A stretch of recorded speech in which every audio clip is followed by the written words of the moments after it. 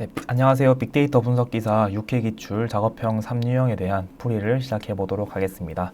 3유형은 총 두 문제로 구성되어 있으며 먼저 1번 문제부터 풀이를 해보도록 하겠습니다. 1번 문제는 먼저 KS 검정을 통해서 업무 수행 시간이 정규분포를 따르는지 검정하고자 하는 문제입니다. 먼저 업무 수행 시간의 평균과 표준 편차를 구하고요. 그 다음에 이 평균 KS 검정을 통해서 이 평균과 표준 편차를 따르는 정규분포를 따르는지를 실시하고, 그렇게 해서 검정 통계량과 P-밸류를 바탕으로 기무가설의 기각 그리고 채택 여부를 결정하는 문제입니다. 먼저 이 KS 검정이 다들 좀 생소하실 것이라고 생각을 하고요. 그렇기 때문에 좀 많이 어려운 문제라고 생각을 합니다. 먼저 KS 정규성 검정은 이 사이파이 스태츠 안에 있는 통계 검정으로 먼저 이게 이 월커 아워스라는 데이터가 정규분포를 따르는지 확인하는 정규성 검정입니다. 따라서 기무가설은 정규분포를 따른다, 그리고 대립가설은 정규분포를 따르지 않는다 이고요. 먼저 평균과 표준 편차를 계산하는 식은 이렇게 민과 STD로 쉽게 구할 수 있습니다. 다음으로는 KS 검정을 하여야 하는데 KS 검정의 식이 상당히 까다로운 편에 속합니다. KS 검정을 하고 데이터를 이곳에 넣고요. 그 다음에 어느 분포를 따르는지 알기 위해 정규 분포를 따를 때는 놈을 적고요. 그리고 이 args를 적을 때 이 정규 분포는 정규 분포인데 어떤 평균과 표준 편차를 따르는지에 대해서 이 args 안에 넣어 주어야 합니다. 따라서 외워야 될 것이 많으므로 조금 어려운 문제에 속하고요. 이렇게 실행을 하면은 검정 통계량과 P-밸류 값을 출력을 하게 됩니다. 여기서 이제 P-밸류 값을 통해서 기무가설의 기각 여부를 결정하시면 됩니다.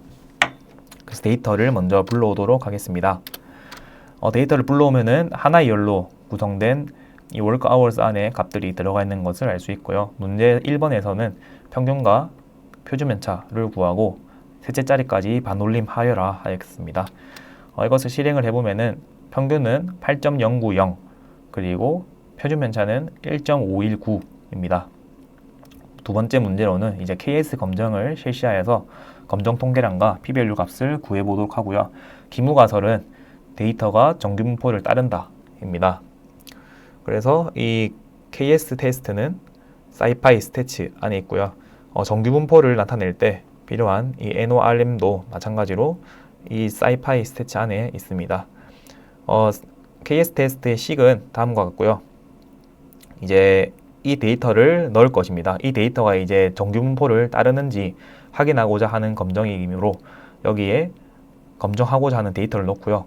그리고 어떤 분포인지, T분포인지, 뭐 카이 제곱인지, 정규분포인지를 적어줘야 하는데 저희는 정규분포를 따르는지 확인하여야 하기 때문에 이 NORM, 노멀리티를 따르는지 알기 위해 NORM을 적어주고, 정규분포는 정규분포인데 그럼 어떤 평균과 어떤 표준 편차를 따르는지 또한 여기에 입력을 해줘야 됩니다.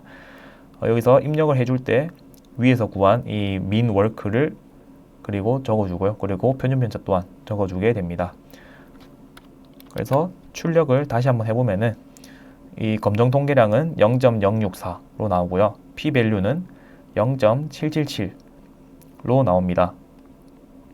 따라서 검정 통계량을 구하여라 하였기 때문에 정답으로 0.064를 넣어주면 되고요. 이제 P-밸류 값은 0.778입니다. 근데 이 0.778이 유의수는 5%에서 기무가설을 기각하지 못하는 값이기 때문에 그래서 기무가설을 채택으로 마지막에 결과를 적으시면 되고, 그리고 기무가설을 채택한다는 뜻은 결국 이 데이터 work hours가 정규분포를 따른다, 즉 평균은 8이고 표준 편차는 1.519인 정규분포를 따른다 라는 것을 의미합니다.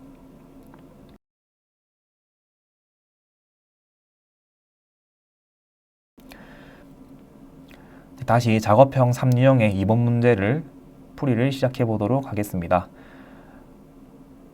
문제는 다음의 데이터를 주택들의 가격, 면적, 그리고 방해 개수, 연식을 조사하여 기록한 데이터로 주택 가격을 종속 변수, 즉 이 프라이스를 종속 변수로 하고 나머지 세 개를 독립 변수로 하는 다중 회귀 분석을 수행하여서 그 중에서 이 세 개 중에서 회귀 계수가 가장 높은 변수를 구하면 되는 문제이고요.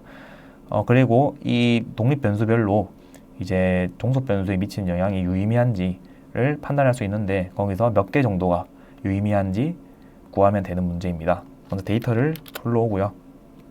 다중 회귀 분석을 적합하여라 하였기 때문에 스태치 모델 포뮬라.api에 있는 OLS를 들고 와서 적합해 보도록 하겠습니다. 왼쪽에 있는 것이 적합식인데요. 종속 변수를 물결 왼쪽에 두고요. 물결 오른쪽에는 이제 예측에 필요한 독립 변수를 각각 넣어줍니다. 독립 변수 넣을 때는 더하기로 이어주고요. 데이터는 여기 있는 데이터를 넣어주도록 하겠습니다. 그래서 핏을 통해서 적합을 하고 모델점 서머리를 통해서 요약표를 출력을 할 수 있습니다.